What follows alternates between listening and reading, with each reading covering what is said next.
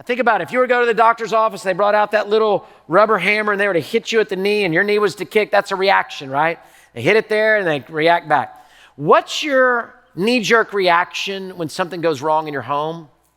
Is it anger? Is it sulking? Is it the cold shoulder? Is it always you're worried about money? Is it always you're worried about time? Is it always you're worried about you? What's the reaction, the knee-jerk reaction that shows maybe a place of emotional immaturity? Because God's saying here, I want you to do something really tough.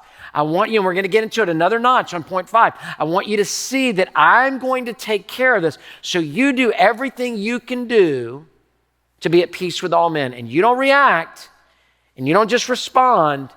You let God do something in you first to be able to do that. Does that mean everything will be fixed? Absolutely not. Does that mean you'll never be in a lawsuit?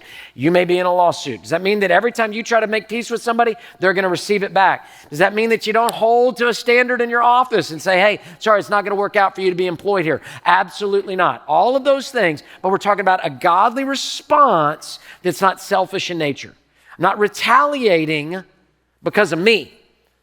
I'm waiting and I'm listening. Let me give you a little science to go along with this. They say that it takes 6 seconds for our body to absorb an emotion.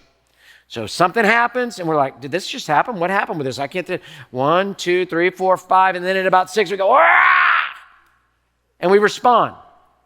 But they said, and I'll read you a quote in just a second, that if we will let that wave of emotion come over us, about 90 seconds later, the emotion has come through, okay? So in 6 seconds, bam, we react. Have you ever heard anybody say, just take 10 deep breaths, right? Maybe we should take 90, okay? Because it says 90 seconds. Here's a quote from a lady from Harvard, so she's got to be smart, right? Here we go. Dr. Jill Taylor says 90 seconds is all it takes to identify an emotion and allow it to dissipate while you simply notice it. When you're stressed, pausing 90 seconds and labeling what you feel, like I'm hurt, I'm angry, I'm upset, I feel disrespected, tamps down the activity in the amygdala, which is a part of your brain.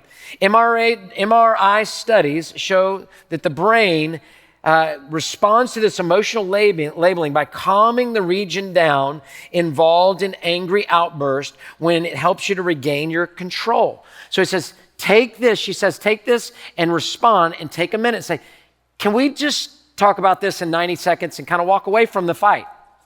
Now, this is fleshly, but it's kind of funny. Think of the zinger you're going to come up with in 90 seconds that you wouldn't have before. All right, I'm ready to go. Now, just joking. Hey, thanks for watching. To find out more about Houston's First, you can subscribe to our channel or you can go to houstonsfirst.org.